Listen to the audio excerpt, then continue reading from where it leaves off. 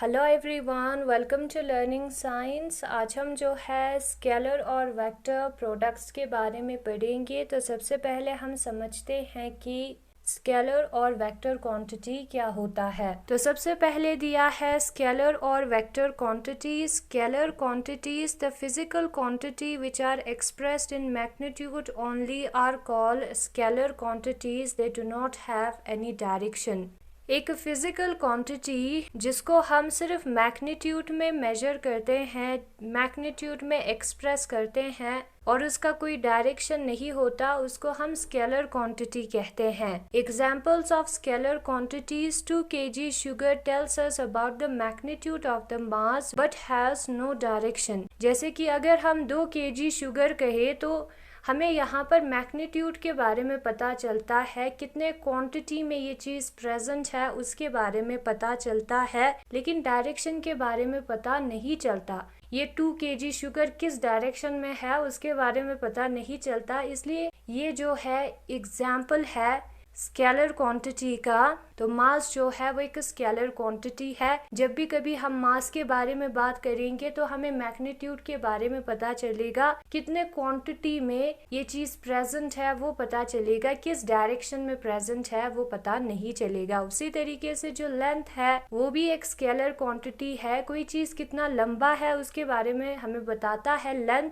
पर ये नहीं बताता कि किस डायरेक्शन में है। Same is for time. Time भी एक स्केलर क्वांटिटी है। एरिया भी एक स्केलर क्वांटिटी है। Volume, density, energy, power, temperature, current सारे स्केलर क्वांटिटी के एग्जाम्पल है। एरिया में भी कितना जगह उसने कवर किया है मीटर स्क्वायर में हमें पता चलेगा, लेकिन उसका कोई डायरेक्शन नहीं होगा। Same case is for volume, density. ये सारे हमें क्वांटिटी के बारे में बताएगा, कितना चीज है प्रेजेंट उसके बारे में बताएगा, लेकिन हमें डायरेक्शन के बारे में नहीं बताएगा। इसलिए इन क्वांटिटीज को हम स्केलर क्वांटिटी कहते हैं। ठीक है, फिर उसके बाद दिया है वेक्टर क्वांटिटी। वेक्टर क्वांटिटी है the physical quantities which are expressed in magnitude as well as direction are called vector quantities. वो फिजिक्स के क्वांटिटीज जिसको हम मैग्नीट्यूड और डायरेक्शन दोनों में एक्सप्रेस करते हैं, जिसके बारे में जब भी कभी हम बात करते हैं तो उसका एक मैग्नीट्यूड भी होगा और उसका एक डायरेक्शन भी होगा, उन क्वांटिटीज को हम वेक्टर क्वांटिटीज कहते हैं। For example 60 metre towards east is a vector quantity. जैसे कि 60 मीटर टूवर्ड्स ईस्ट जो है वो एक वेक्टर क्वांटिटी है। 60 मीटर है किस डायरेक्शन में? ईस्ट के डायरेक्शन में। अगर सिर्फ 60 मीटर होता तो वो होता एक स्केलर क्वांटिटी, वो होता सिर्फ लेंथ। ठीक है, नाउ यहाँ पर डायरेक्शन भी बताया है 60 मीटर टूवर्ड्स ईस्ट। ईस्ट हमारा डायरेक्शन है, मैग्नीट्यूड हमारा 60 मीटर है, तो ये जो है एक वेक्टर क्वांटिटी बन जाता है as it tells about magnitude as well as direction, क्योंकि ये मैग्नीट्यूड के बारे में भी बताता है और डायरेक्शन के बारे में भी बताता है। डिस्प्लेसमेंट जो है वो एक वेक्टर क्वांटिटी है।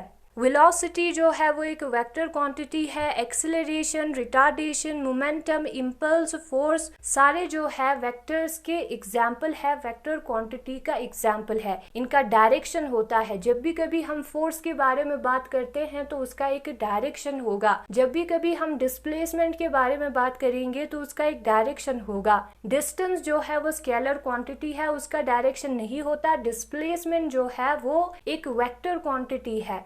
वही फर्क है, बाकी दोनों लेंथ के बारे में हमें बताता है, लेकिन डिस्टेंस का कोई डायरेक्शन नहीं होता, इसलिए वो स्केलर क्वांटिटी है। डिस्प्लेसमेंट का डायरेक्शन होता है, इसलिए वो वेक्टर क्वांटिटी है। उसी तरीके से जो वेलोसिटी और स्पीड है वो दोनों सेम है।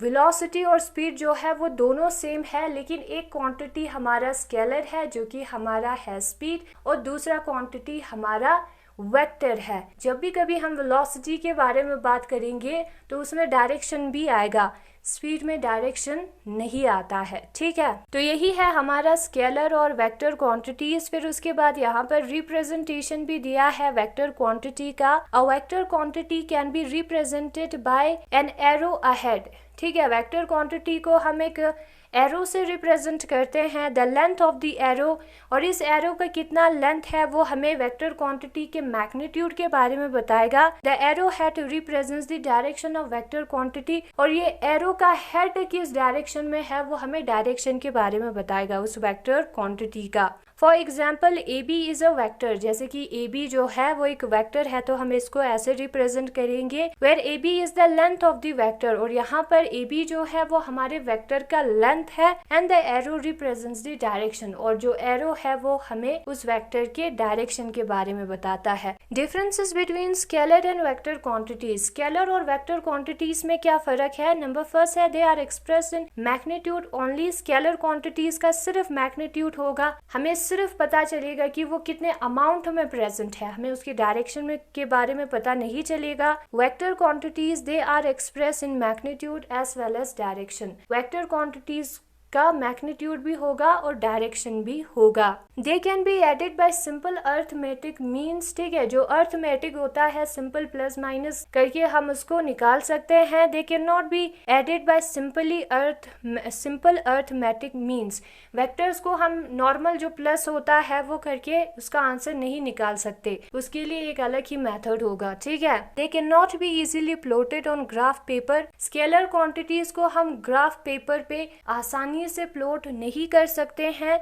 जबकि वेक्टर क्वांटिटीज को हम ग्राफ पेपर पे आसानी से प्लॉट कर सकते हैं। तो आज हम पढ़ेंगे स्केलर और वेक्टर प्रोडक्ट्स के बारे में। तो सबसे पहले यहाँ पर स्केलर प्रोडक्ट दिया है। अब ये जो स्केलर प्रोडक्ट और वेक्टर प्रोडक्ट है, दोनों के केस में हम वेक्टर क्वांटिटीज का यूज करते हैं, स्केलर क्वांटिटीज का यूज नहीं करते। दोनों केसेस में हम यूज करेंगे वेक्टर्स को, यानी कि ऐसे क्वांटिटीज को जिसका डायरेक्शन भी होगा और मैग्नीट्यूड भी होगा, और उसको हम एक लेटर उसके ऊपर एक एरो करके रिप्रेजेंट करेंगे, ठीक है। तो सबसे पहले यहाँ पर दिया है scalar product. The scalar product of two non zero vectors a and b is written as a dot b. It is pronounced as a dot b. जो स्केलर प्रोडक्ट है दो नॉन जीरो वेक्टर्स का, non zero vectors means वो vectors जिसका magnitude zero नहीं होगा, ऐसे vectors का जो स्केलर प्रोडक्ट है वो हम कैसे लिखते हैं? a डॉट b करके लिखते हैं, और इसको हम a डॉट b करके प्रोनाउंस भी करते हैं, ठीक है। Dot of two vectors a and b is given by, और वो जो डॉट है स्केलर प्रोडक्ट को हम डॉट प्रोडक्ट भी कहते हैं। तो ये जो डॉट प्रोडक्ट है दो वेक्टर्स, यानी दो वेक्टर्स a और b का, वो कितना होगा? a वेक्टर डॉट b जो है वो बराबर होगा ए बी कोस थीटा के। तो a और b का मैग्नीट्यूड होता है यहाँ पर a वेक्टर का एब्सोल्यूट और b वेक्टर का एब्सोल्यूट का मतलब, और theta is the angle between vector a and b, और जो थीटा है वो वेक्टर a और b के बीच में एंगल है, जो कि यहाँ पर फिगर में दिखाया है। नोट द स्केलर प्रोडक्ट और dot product of two vectors give a scalar quantity, और ये हमें याद रखना है कि जब भी कभी हम स्केलर प्रोडक्ट करते हैं दो वेक्टर्स का, या डॉट प्रोडक्ट करते हैं दो वेक्टर्स का, तो हमें जो है एक स्केलर क्वांटिटी मिलता है। वेक्टर जो है वो स्केलर में चेंज हो जाता है, इसलिए इस प्रोडक्ट का नाम है scalar product. Properties of scalar product और डॉट प्रोडक्ट, फिर उसके बाद स्केलर प्रोडक्ट या डॉट प्रोडक्ट का प्रॉपर्टीज दिया है। स्केलर प्रोडक्ट और dot product of vectors a and b is commutative, that is जो स्केलर प्रोडक्ट होता है या डॉट प्रोडक्ट होता है दो वेक्टर्स का a और b वेक्टर, वो कॉम्यूटेटिव होता है। कॉम्यूटेटिव मतलब a डॉट b वेक्टर जो है वो b डॉट a वेक्टर के बराबर आएगा, यानी कि ए बी कोस थीटा और बी ए कोस थीटा जो है वो दोनों इक्वल होगा। द स्केलर और dot product is distributive over addition, that is scalar और डॉट प्रोडक्ट जो है वो डिस्ट्रीब्यूटिव होता है एडिशन पर। डिस्ट्रीब्यूटिव ओवर एडिशन का मतलब होता है a dot B plus C जो है वो a dot B plus a dot C के बराबर आई, जब उसको हम कहते हैं डिस्ट्रीब्यूटिव ओवर एडिशन, और इसको ये फॉलो करता है, ठीक है। द स्केलर और dot product of two non zero mutually perpendicular vectors is zero. हमारे पास दो वेक्टर्स है जिसका वैल्यू जीरो नहीं है, और उन दोनों के बीच में एंगल जो है वो 90 डिग्री है, दैट इज म्यूचुअली परपेंडिकुलर, एक दूसरे से परपेंडिकुलर डायरेक्शन में प्रेजेंट है। उस केस में उन दोनों का डॉट प्रोडक्ट जो है वो जीरो के बराबर होता है। वो कैसे? ए डॉट बी जो है हमें पता है ए बी कोस थीटा के बराबर होता है। यहाँ पर थीटा 90 डिग्री है, कोस ऑफ 90 डिग्री होता है 0, तो ए डॉट बी जो है वो हमारा 0 आएगा। Condition for two vectors A and B to be perpendicular to each other, मतलब कि जब भी दो वेक्टर्स एक दूसरे से परपेंडिकुलर होगा तो उनका कंडीशन क्या होगा, ए डॉट बी जो है वो 0 होगा। ठीक है, द स्केलर और dot product of two equal vectors is equal to the square of the magnitude of the vector. A dot A जो है वो हमारा होगा बराबर ए कोस थीटा के। अब इन दोनों के बीच में एंगल जो है वो 0 होगा। क्यों 0 होगा, क्योंकि दोनों सेम है, सेम ही डायरेक्शन में प्रेजेंट होगा, तो थीटा 0 होगा। थीटा 0 का मतलब है जो कोस ऑफ 0 डिग्री है वो 1 के बराबर होता है, यानी कि a into 1 that is a square. तो जब भी कभी हम दो इक्वल वेक्टर्स का डॉट प्रोडक्ट करेंगे तो हमें मिलता है a स्क्वायर। तो उससे क्या कर सकते हैं, हम इस स्क्वायर को इस डायरेक्शन में लेके जा सकते हैं, तो हो जाएगा अंडर रूट, तो a हमारा बराबर आएगा under root of a vector dot a vector. तो यही है हमारा प्रॉपर्टीज ऑफ स्केलर प्रोडक्ट या डॉट प्रोडक्ट। फिर उसके बाद दिया है स्केलर प्रोडक्ट और dot product of two vectors in term of rectangular components. ना अगर हम दो वेक्टर्स का स्केलर प्रोडक्ट करें उनके कॉम्पोनेंट्स के टर्म्स में, तो क्या होगा, सबसे पहले जो a वेक्टर है उसको अगर हमें उसके कॉम्पोनेंट फॉर्म में लिखना है तो हमें लिखना होगा ए X I cap plus A Y j cap plus A Z k cap. उसी तरीके से बी वेक्टर को अगर हम उसके कॉम्पोनेंट फॉर्म में लिखेंगे तो हमें लिखना होगा b x I cap plus b y j cap plus b z k cap, where ax, ay and az are the components of vector a along x-axis, y-axis and z-axis respectively। यहाँ पर ax का मतलब है इस a vector का component along x-axis, ay का मतलब है इस a वेक्टर का component along y-axis और az का मतलब है इस a वेक्टर का हिस्सा along z-axis। और आई केप का मतलब होता है एक्स वाला डायरेक्शन। ये आई केप, जे केप और के केप है वो हमें डायरेक्शन के बारे में बताता है। जे केप का मतलब होता है वाई वाला डायरेक्शन और जेड केप का मतलब होता है जेड वाला डायरेक्शन। B X, B Y and B Z are the components of vector B along x axis, y axis and z axis respectively. और उसी तरीके से जो बी एक्स, बी वाई और बी जेड है वो इस बी वेक्टर का कॉम्पोनेंट्स है, हिस्सा है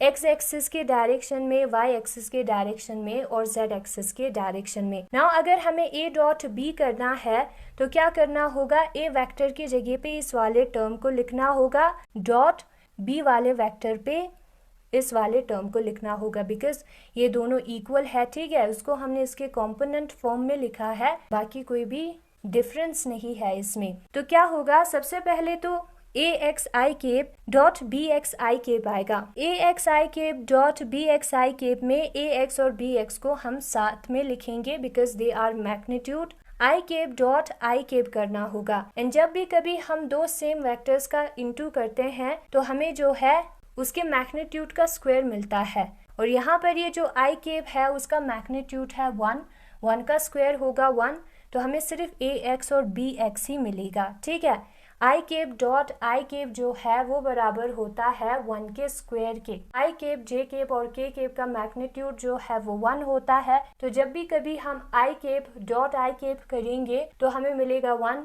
जे केप डॉट जे केप करेंगे तो हमें मिलेगा 1 एंड के केप डॉट के केप करेंगे तो हमें मिलेगा 1। नाउ अगर हम I cap dot J cap करेंगे, इन दोनों को मल्टीप्लाई करेंगे तो हमें मिलेगा 0 क्यों मिलेगा, बिकॉज आई केप और जे केप के बीच में एंगल जो है वो 90 डिग्री है। कोस ऑफ 90 डिग्री का वैल्यू जो है वो 0 होता है, इसलिए आई केप डॉट जे केप या जे केप डॉट के केप या के केप डॉट आई केप जो है वो 0 आएगा। तो इधर जो है सिर्फ सेम टर्म बचेंगे, जैसे कि A x B X, A Y B Y और ए जेड बी जेड, बीच में प्लस आएगा। Angle between two vectors A and B. Now हम इन दोनों वेक्टर्स ए और बी के बीच में एंगल निकालेंगे। हमें पता है ए वेक्टर डॉट बी वेक्टर जो है वो बराबर होता है ए बी कोस थीटा के, ये हमारा फॉर्मूला है ना। अगर हम इस ए बी का साइड चेंज करेंगे, उसको राइट हैंड साइड लेके जाएंगे तो वो आ जाएगा डिवाइड में, तो cos थीटा हमारा बराबर होगा a vector dot b divided by a b के।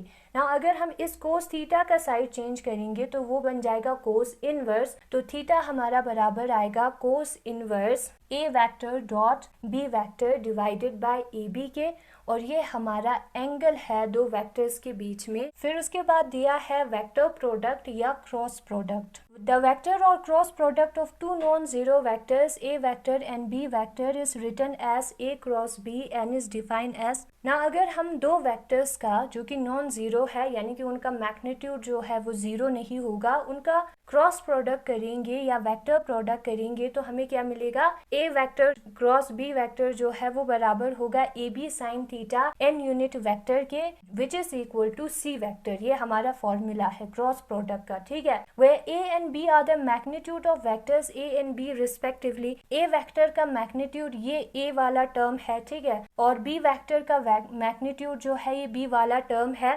Theta is the angle between vectors A and B, और थीटा जो है इन दो वेक्टर्स के बीच में एंगल है जो कि यहाँ पर फिगर में दिखाया है। n is a unit vector perpendicular to the plane containing a and b vector, और n जो है हमारा एक यूनिट वेक्टर है। यूनिट वेक्टर मीन्स एक ऐसा वेक्टर जिसका डायरेक्शन होगा और उसका मैग्नीट्यूड जो है वो 1 होगा, और ये जो वेक्टर है उसका डायरेक्शन किस डायरेक्शन में है, perpendicular to the plane containing A and B vector. ये जो ए और बी वेक्टर है उसके प्लेन से परपेंडिकुलर डायरेक्शन में 90 डिग्री डायरेक्शन में ये यूनिट एन वेक्टर होगा। The direction of N vector is given by right hand rule, और ये जो एन यूनिट वेक्टर है वो परपेंडिकुलर डायरेक्शन में तो होगा लेकिन अप साइड में है या डाउन साइड में है वो हमें राइट हैंड रूल बताता है। This rule is stated as, और ये रूल जो है यहाँ पर दिया है, if the fingers of the right hand are rotated so that the finger tips point along the direction of rotation of A into B through an angle theta, then the tip of the thumb gives the direction of N vector. ना अगर हम जो right hand का fingers है उसको rotate करें उस direction में जिस डायरेक्शन में वेक्टर ए जो है वो बी की तरफ जा रहा है, तो जो थंब है राइट हैंड का वो हमें एन वेक्टर के डायरेक्शन के बारे में बताएगा। इन इक्वेशन नंबर 1.8 अगर हम इक्वेशन नंबर 1.8 को देखेंगे तो यहाँ पर a क्रॉस b जो है वो c वेक्टर के बराबर होता है, where A B sine theta is the magnitude of vector c। तो इसमें जो वेक्टर c है उसका मैग्नीट्यूड है A B sine theta and n unit vector is its direction, और n यूनिट वेक्टर जो है वो उसका डायरेक्शन है, ठीक है। नोट द वेक्टर और cross product of two non zero vectors gives a vector quantity, और ये हमें याद रखना है कि जब भी कभी हम दो वेक्टर्स का क्रॉस प्रोडक्ट करते हैं, क्रॉस प्रोडक्ट में इन दोनों वेक्टर्स के बीच में क्रॉस आएगा, ठीक है, तो हमें जो है एक वेक्टर क्वांटिटी मिलता है, इसीलिए इस प्रोडक्ट का नाम वेक्टर प्रोडक्ट है, इस क्रॉस प्रोडक्ट का नाम। प्रॉपर्टीज ऑफ वेक्टर और क्रॉस प्रोडक्ट, फिर उसके बाद दिया है कि जो क्रॉस प्रोडक्ट होता है या वेक्टर प्रोडक्ट होता है उसका क्या प्रॉपर्टीज है। दी वेक्टर्स और cross product of two vectors does not obey the commutative law,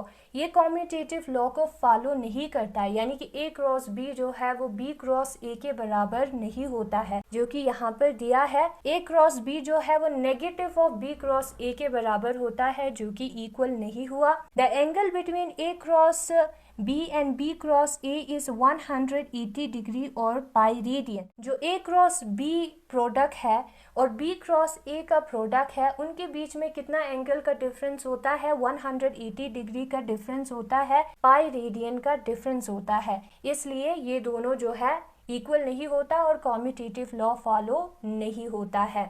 the vector और cross product of two equal vectors is 0। दो इक्वल वेक्टर्स का अगर हम क्रॉस प्रोडक्ट करेंगे तो वो जो है 0 के बराबर आता है। क्यों आता है? क्योंकि साइन ऑफ 0 जो है वो 0 के बराबर होता है, डायरेक्शन सेम होगा, मतलब कि उनके बीच में एंगल जो है वो 0 होगा। एंगल 0 होगा मतलब कि यहाँ पर फॉर्मूला में हमें साइन ऑफ 0 पुट करना होगा, which is equal to 0। The vector और cross product of two parallel vectors theta is equal to 0, a and b is 0। और दो पैरेलल वेक्टर्स का भी जो वेक्टर प्रोडक्ट है ए क्रॉस बी है वो 0 के बराबर होता है। क्यों 0 के बराबर होता है? क्योंकि उस केस में बी, थीटा जो है वो 0 होगा एंड साइन ऑफ 0 जो है वो 0 होता है। Condition for two vectors A and B to be parallel to each other, A कि ए क्रॉस बी जब 0 होगा उसका मतलब है कि ये दोनों वेक्टर पैरेलल है। यही कंडीशन है पैरेलल होने के लिए दो वेक्टर्स का।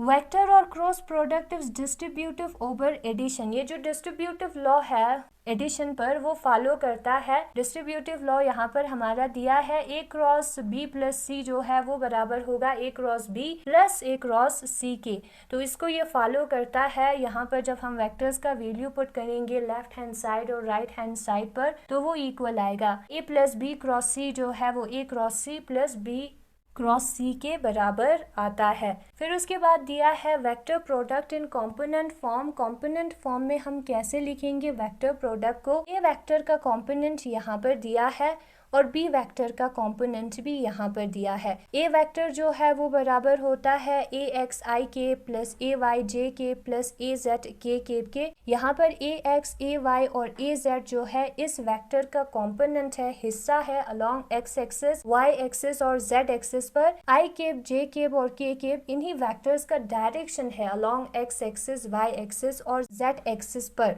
और इन तीनों का अगर हम सम करेंगे तो हमें ए वेक्टर मिलता है। और उसी तरीके से बी वेक्टर का कंपोनेंट हम ऐसे लिखते हैं। नाउ अगर हमें ए क्रॉस बी निकालना है तो हमें क्या करना होगा? इस कंपोनेंट का डिटर्मिनेंट निकालना होगा। तो सबसे पहले हम इस टर्म को लिखेंगे आई केप, जे केप और के केप को, फिर उसके बाद ए x A Y A Z को लिखेंगे, उसके बाद बी एक्स बी वाई और बी जेड को लिखेंगे। फिर उसके बाद हमें क्या करना है? उसका डिटर्मिनेंट निकालना है। डिटर्मिनेंट कैसे निकालते हैं? सबसे पहले हम लेंगे आई केप को, एंड जब हम आई केप को लेते हैं तो जिस रो और कॉलम में आई केप है उसको डिलीट करना है, तो बचता है ये वाला टर्म, उसको हम लिखेंगे। फिर उसके बाद हम लेंगे नेक्स्ट टर्म को, आई केप के बाद जो दूसरा टर्म आता है उसको लेंगे, लेकिन उस वक्त हमें माइनस साइन को लेना होगा। यहाँ पर लेंगे माइनस जे के। फिर उसके बाद जिस रो और कॉलम में ये जो जे केप वेक्टर है उसको हमें डिलीट करना है, बचता है ये 4 टर्म्स, उसको हमें डायगोनली इनटू करना है,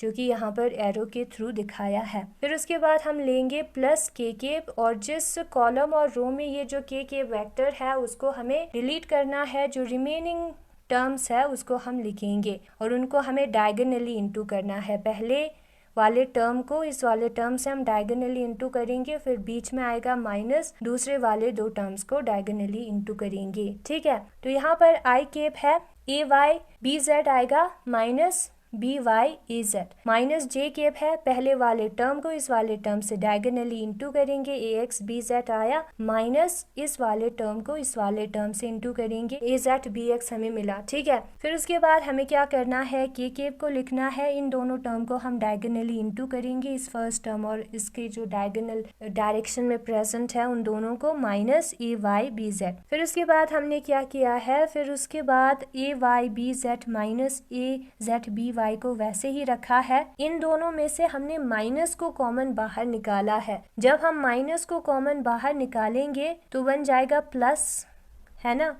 फिर उसके बाद जो बचता है उसको हमने लिखा है, माइनस हमने कॉमन बाहर निकाला है तो इन दोनों का साइन चेंज होगा, वही यहाँ पर हुआ है a Z B x minus A x B z j cap. फिर के केप को हमने वैसे ही लिखा है, जैसे ऊपर था वैसे ही लिखा है। The magnitude of A cross B vector is given by. अगर हम इस वेक्टर का मैग्नीट्यूड निकालेंगे तो हमें कैसे निकालना है? ए क्रॉस बी वेक्टर का मैग्नीट्यूड जो है वो बराबर होता है under root of A Y B Z minus A Z B Y का square plus A Z B x minus A x B Z का whole square plus A x B Y minus A Y B X का whole square. ये जो आई cap के आगे term है, जे cap के आगे टर्म है और के केप के आगे टर्म है, उसको हमें स्क्वायर करके प्लस करके अंडर रूट करना है। आई केप, जे केप और के केप को नहीं लिखना है क्योंकि ये डायरेक्शन के बारे में बताता है। उसके आगे जो टर्म्स है उनको हमें स्क्वायर करके अंडर रूट करके लिखना है, तो हमें जो है इन दोनों वेक्टर के क्रॉस प्रोडक्ट का मैग्नीट्यूड मिल जाएगा। तो यही है आज का टॉपिक, और अगर आपको ये वीडियो पसंद आया तो इस वीडियो को लाइक करें, लर्निंग साइंस को सब्सक्राइब करें। Thank you so much for watching.